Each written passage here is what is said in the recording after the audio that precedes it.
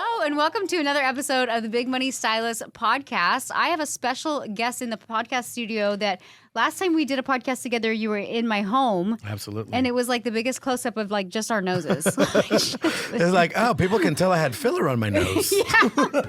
All of a sudden, the truths were exposed. I literally was like, I need more Botox. Why are there so many lines around my eyes? Oh, jeez. But you know what's so funny is I feel like I only use those clips for social media. Like nobody, most people just listen to podcasts. They don't go watch the full video. But then I am that geek though that I do like to. I love seeing the YouTube video. I do. Because I put these up on YouTube. Oh, I know. Okay, good. I was like, I wonder if people actually go to YouTube and watch them or if they just listen to it. No, I love to. I'm one of those visual people that I love to see or facial expressions and things like that. So I'm always, I don't know. That's me. But anyways, well, welcome. Guys, welcome back to the podcast. I'm excited to have you. I know. Well, you just said, let me introduce somebody, but you never actually said my name. So anyways, I'll introduce myself. You need to introduce yourself because I can't do the accent. Like you need to. Hola, queridísimos amigos. Mi nombre es Carlos Alvarez Roque, and I am here in beautiful, sunny California. Did you say your full name? You said Carlos it so fast. Alvarez Roque, Las Curain de los Monteros de la Torre Blanca de la Mantur Jr. And I can't say it that fancy. You know I can't. I'm like this Carlos. Exactly. You're just like customs. They make me seem like I'm just another one in the bunch. He's the guy with a common name. He's the guy with a common name. So it's fun to have you on the podcast. And I always kind of like try to keep it real and relevant to artists inside of our industry. And I'm like, what do artists want to talk about? What do we want to talk about? And I love keeping it positive, but like really talking about like struggles like that are inside of our industry, right?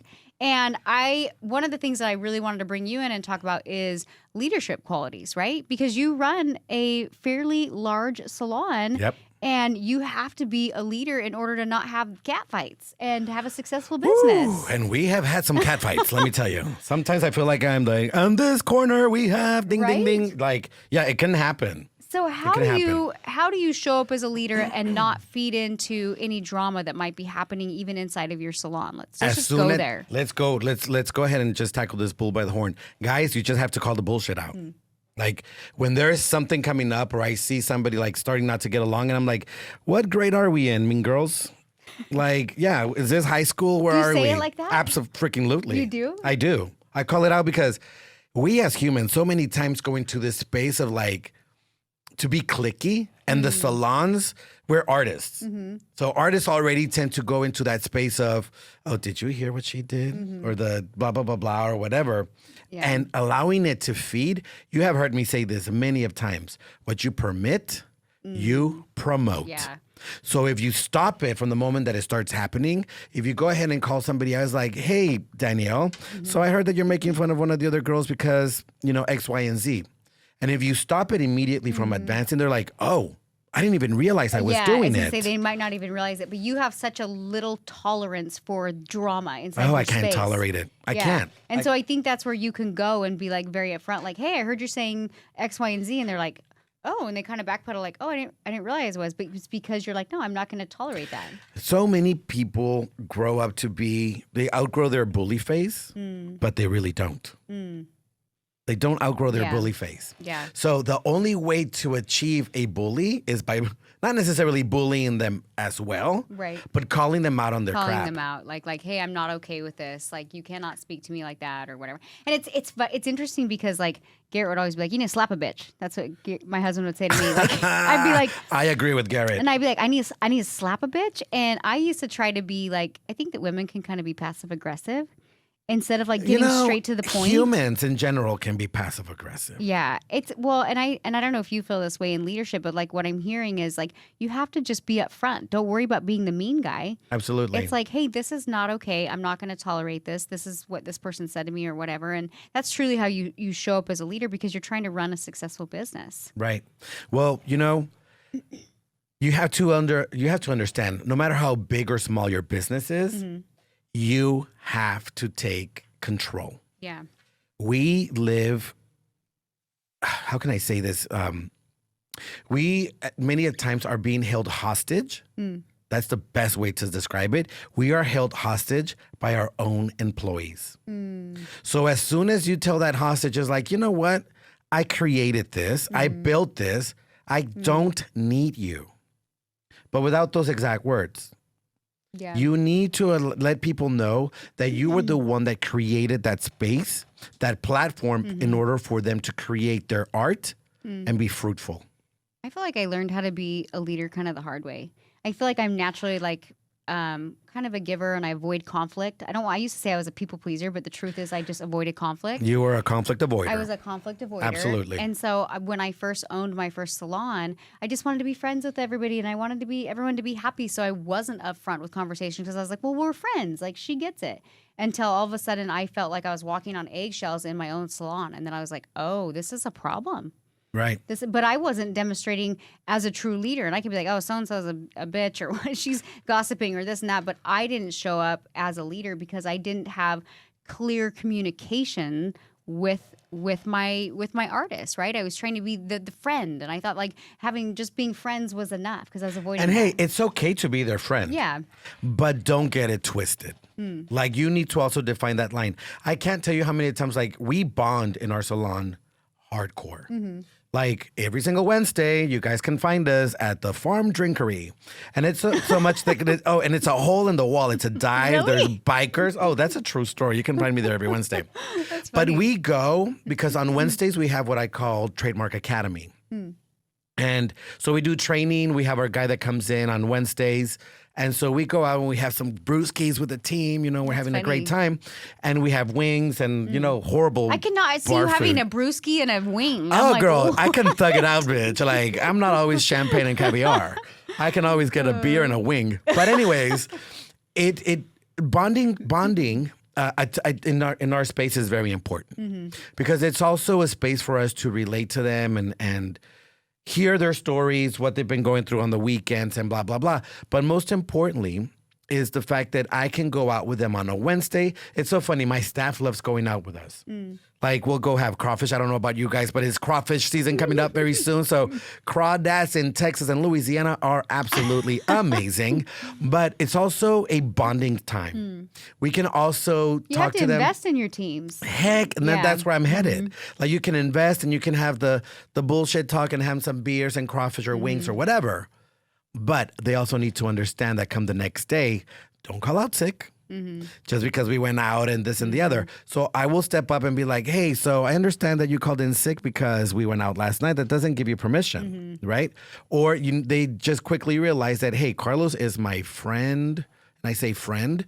But most importantly, I am your leader. And as a leader, I do demand that respect. I was going to say it comes down to respect. And even like if I went out with my team and I saw somebody like be like, oh, I'm done drinking or whatever tonight. I'm like, yeah, you are because you got to get up at 9 a.m. Exactly. And they stop doing that because they're like, okay, I respect you. We can go out and party, but I also know like I got to cut this shit off because I'm not going to call in sick because you'll ream my ass in the morning. Exactly. And they know that there'll be times where I'm like, oh, come on, I'm the boss. Have one more, one more. Like sometimes they know the repercussions. They're like, no, don't test me, Carlos. Exactly. Yeah. But it comes down, guys, to the fact that you just need to know your limitations. It's okay to bond with your teams. It's very important, actually, for you to create that bonding space. Right. But you also need to make sure that you are the leader and that you know when to stop it and know when to differentiate, drawing that line and being like, okay, not just because we went out last week doesn't mean that today you can disrespect me by X, Y, and Z. Right. And not being held hostage. That is the number one problem that I see in every single salon, no matter how big or small. Why? Because a producer will come up to you and they're like, well, I am making you, oh, God. Damn, I got to share a story with you guys.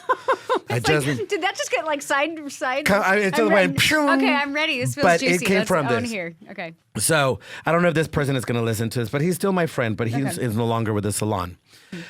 And he came up to me one day and I was the one that he said, you're welcome. And I said, what? He's like, you're welcome. I said, okay. For what? It's like, I make you all this money. I do X, Y, and Z. And I'm like, oh, you make me all this money. Because. Did he work for you at the time when he said this? Oh, yeah. Okay. And this happened over some brewskis on a Saturday night, by the way. Okay. So anyways, I love the fact that he said this. And he is no longer with us. He went to open his own salon and all this stuff. And we send him off. And we're like, do it. Go find your space, find your rhythm, find your culture, find all these different things that you want to do. Right. But we very quickly he let me know 2 weeks before. And as his leader, he was like, well, I'm not happy. I'm not this. I'm not that. And I said, okay, what if? What if I open another salon and I put you in a different space and now you can have your own baby, you can grow, blah, blah.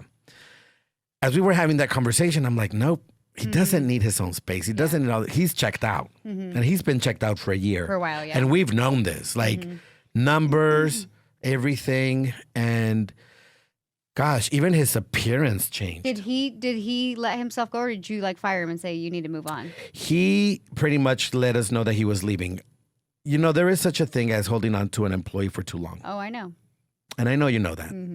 And I actually lost some good people because of this person. Still love him to death.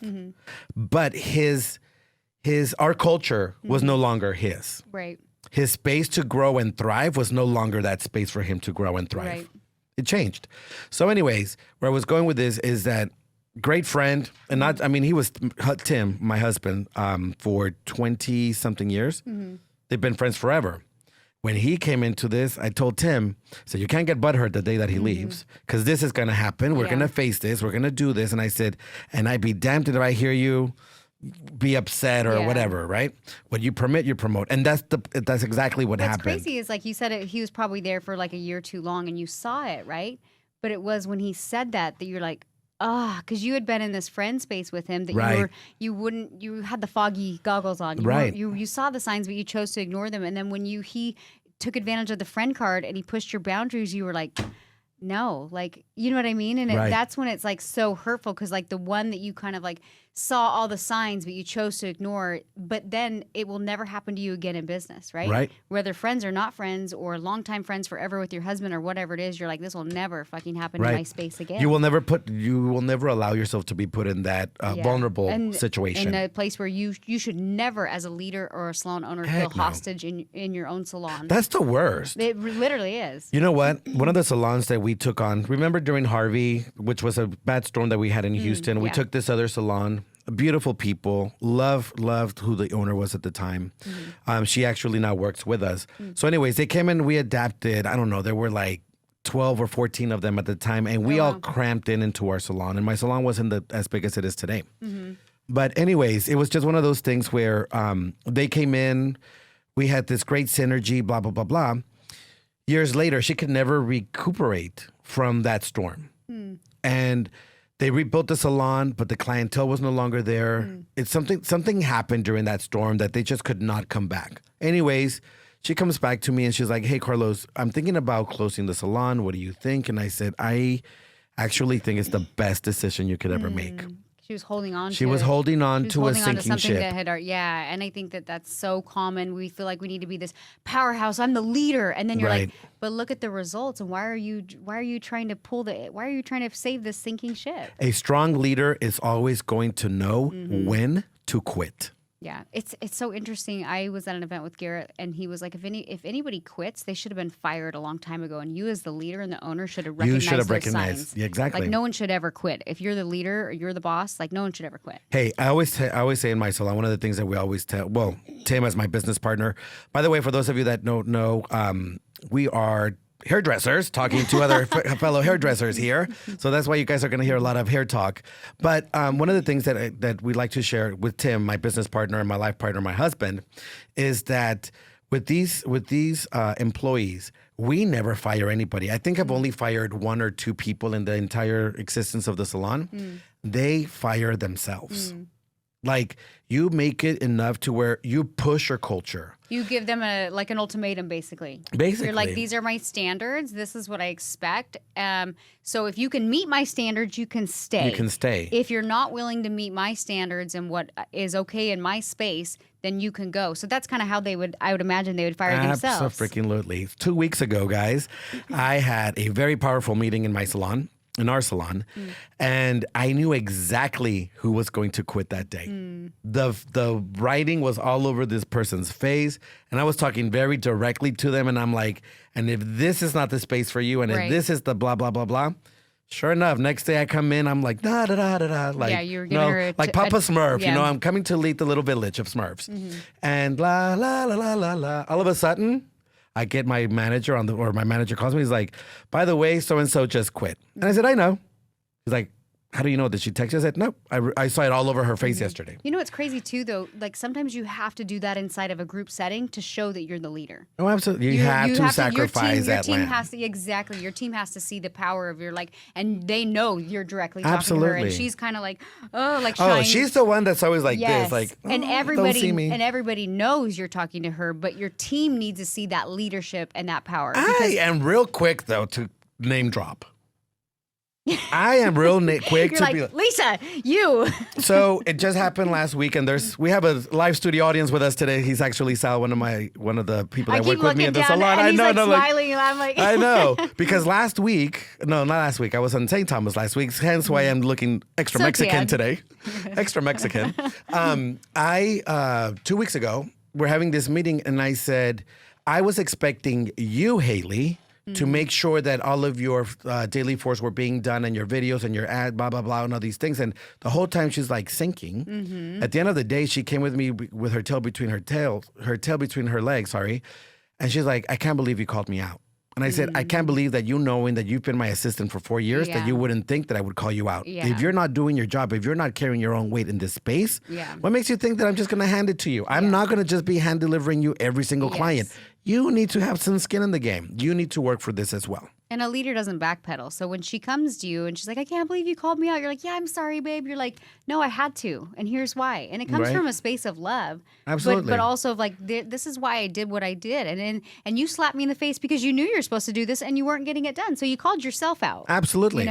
You put yourself in this situation. You put yourself in that situation. And one of the things that we do so many times as leaders is that we don't want to hurt people. We are in the space of, as hairdressers, we're people pleasers, right? We want to please every single guest that comes and sits in our salon. Or in the service industry. Exactly. We want to make sure that everybody gets that Ritz-Carlton feel. It's like my pleasure, my this, my that, which, yes, that's going to keep your loyal clientele coming back to you because they do love that experience. But where you need to also make sure is that with your staff. Yeah, it's a little different energy. It's a completely different energy. You need to be direct. Not entirely every single one of your salon members are going to be a dove. Remember, and this is something really cool that you guys can do in your salons. There's 4 personality types. You need to know how to speak to a dove. Yeah. The dove is going to be the one that you're like, okay, sweetie, you know exactly what you did today was a big no-no. We're not going to do this again because, and then you go into it. You have to ease into that. You have to know their personalities in order to speak to them like they're going to hear you and you're not closed down. Exactly. I would say that, I don't know if men are this way, but that's how women are. Like, so when Garrett would come to be like, you need to slap a bitch. I'm like, if I came to that tone with this person, she would curl up in a ball and nothing would happen. Right. So you need to know those people's personality. I'll share that with you guys. You can look it up and you can Google it, whatever. It's like the 4 personality, I can't even say it now. Personality type. So there's a dove, there's a peacock, there's an owl, and there's I haven't heard of this one. I take so many personality tests, and now I'm like, well, you have to try this one. So you have to think about what those birds are. The dove is the one that's very peaceful. They're going to be like, everything is, Skittles and rainbows and daisies in your hair. And then you have the owl. They're smart. They're studious. They see everything from every different angle. They're the ones that stay up late at night because they're creatives and all these different things. Then you have a peacock, the flashy one, the one that's like, look at me, right? And they're going to be very assertive. They can be mean. Right? So just think about that personality and it's trait. funny, those ones that have a stronger personality, you're not going to be like, sweetie, you're going to be like, what you did was wrong, because you have to hold the power card. Because if not, they're going to eat you alive. They will eat you alive. So you have to come out with them with their same intensity. Exactly. Yeah. And that's why it's very important for you to know. I learned that kind of the hard way because I would be like a conflict avoider. I was a people pleaser inside of my, doing hair. Pushover. But I was like, I always thought like a leader. Doormat. I thought a leader would just, you shut up. I thought a leader was just like show up and give motivational speeches, and then I was like, no, that's not a true leader. No, it's not always like, hey guys, today it's like, no. Sometimes I go into our meetings and I'm like, bullshit, this sucked, you guys sucked, and this is how we're gonna make it better. But, don't take them to a negative space and not bring them back out. If you're gonna take somebody to a dark space, you have to make sure you have to bring them back out. And I think too, like as a leader, in my experience, the end is with my team. I'm like, I want you to win. Like, Heck I yeah. want you to win. Like, It has to be a win-win in all different situations, yes. right? I'm like, I want us to win as a company. And I'm like, so don't hear my feedback as I'm attacking you, but know that, like, if you're in my company, that I'm telling you these things because I have to do it for the greater good of the salon or the company. Otherwise, they become a crutch, and you allowed this crutch or this cancer to sit inside of your business, right? And that is a strong leadership role. Like, if you don't possess that, if you can compartmentalize all of your different people, the fourth one that I didn't talk about, for example, is the eagle. The eagle, this is where we sit as owners, right? For the most part. These are the ones that know how to scope. These are the ones that can stay up late at night. These are the ones that are poignant. They see, they'll see their prey and they're like, you are the one I'm coming for, right? I'm like, which bird am I? I'm like, I thought maybe the owl. And now you maybe can't, the eagle. exactly. It's Now once maybe you the peacock. You're like, oh my God, I'm a dove because everything's hurting my feelings right now. True. But anyways, this is where you come, you swoop, you go, and you make shit happen. Have you, okay, so for me, being a leader, I've always I felt like I was naturally wanted to be a leader, but being a leader was still a learned position, meaning like I had my ass burned so many times. I felt betrayed so many times. Like I really had to let my leader out. And so I think people see who I am today and they're like, oh, like powerhouse, this and that. So I'm like, no, I went through some dark shit, like, girl, to become this leader. If I take the Danielle that I know today versus that Danielle that I met. Yeah, even in her cute little florally dress that was peach colored with her Valentino strappy flat sandals. At least I had Valentinos on.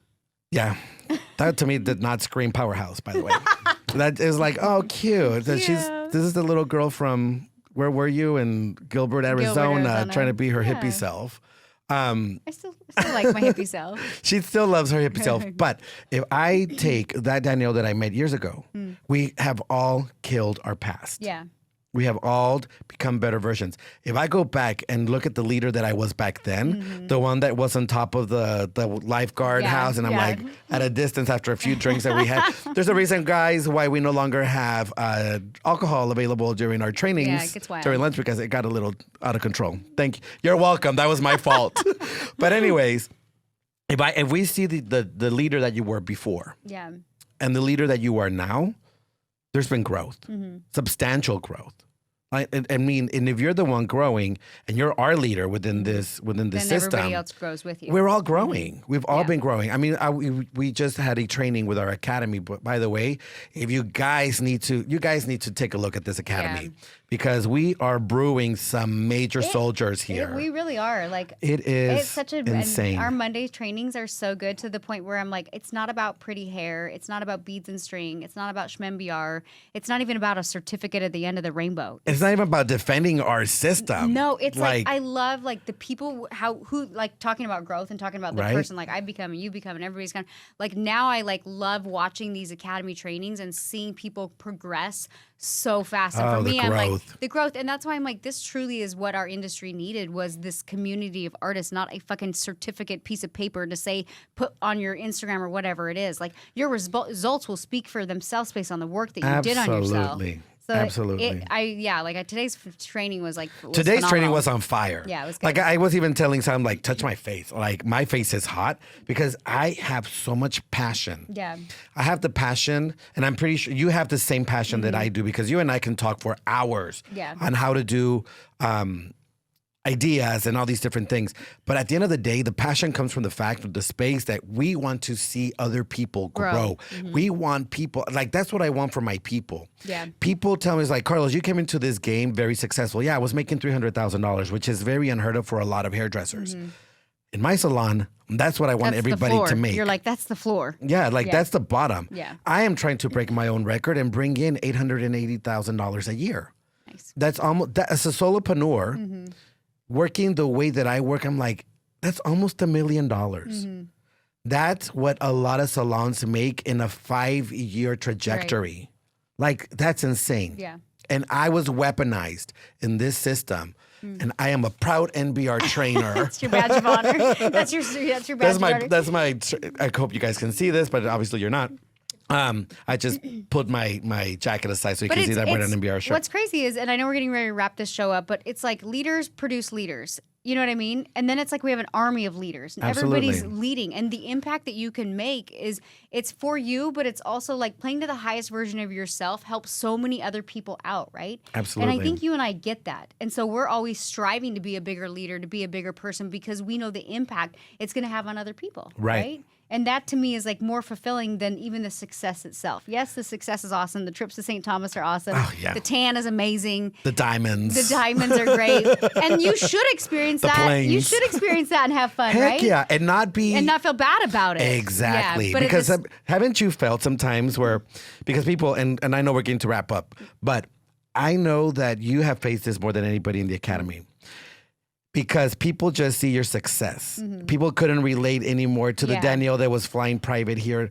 By the way, I took the first private plane before Danielle. Danielle saw me and she was like, "Oh, I gotta go." I comment yesterday. I'm like, "Oh, you had to fly United, did you?" I know. I did have to slum it in first class, y'all.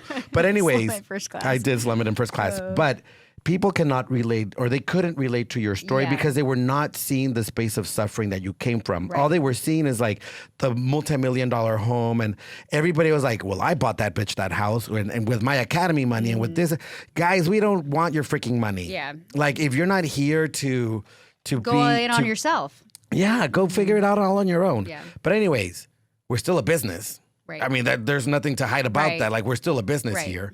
But we only want those people to be with us. And I know I'm getting a little bit off track with this. But where I was going with this is the fact that people can't relate to the fact that you're the red bottom, Christian Dior, in this beautiful Bentley car. Unrelatable. Unrelatable, right? I'm getting to the point where people are like, you and your bougie ass, like, everywhere you go is bouge.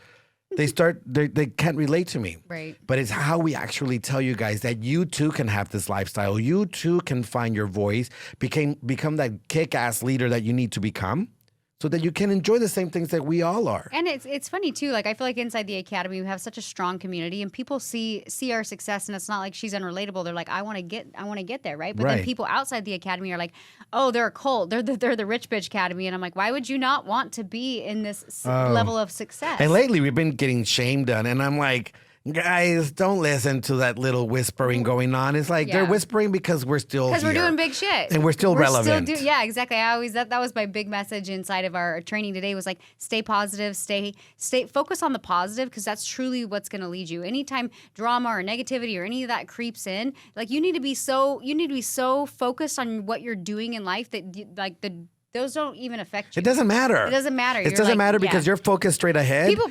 tell me all the time, like, little whispers that are going on right now, and I'm like, I had no idea. You want to know why? Because I'm building some big shit, and I'm inviting all of you guys. I'm not worried about you. I'm worried about this. Literally, I was like, we're not at the same level, and I'm building some amazing shit with an army of artists that really want more out of life. So I love this message though today. I think a lot of salon owners will resonate with this of just being a leader and finding your leadership skills inside of the hair industry, because ultimately, like, if you have that salon and it's a sinking ship, then you need to burn it to the ground. Reinvent it. You need to reinvent it and become a different version of yourself, become that leader. So final thoughts on today's podcast, Carlos? So guys, I am going to say, be the Madonna, be the Cher, be the Elton John, right? As leaders, continue to reinvent yourself. Don't become the has-been artist because you couldn't relate with the times. Know your audience, know your staff, know and learn how to train them, how to guide them, because if not, you too will be another salon that just closed their doors. I love it. All right, you guys, thank you so much for listening to another episode of the Big Money Stylist Podcast. We have a new one out every single Tuesday. If you want more information on my education, I currently have an academy program. It's a 1-year program. We focus on mindset, business, marketing, sales, and we offer you the skills of natural beauty row hair extensions. But really, I am smart enough to know that just another certification or a beaded and string balayage, whatever class, is not going to give you the success. That's not going to give you the success that you need behind the chair. And my intention is to elevate the hair industry. So if you want more information about my education, go to NBR.education. And if not, keep listening, share the podcast, and we'll see you guys every Tuesday. Thank you guys for listening. We'll see you next week. Bye.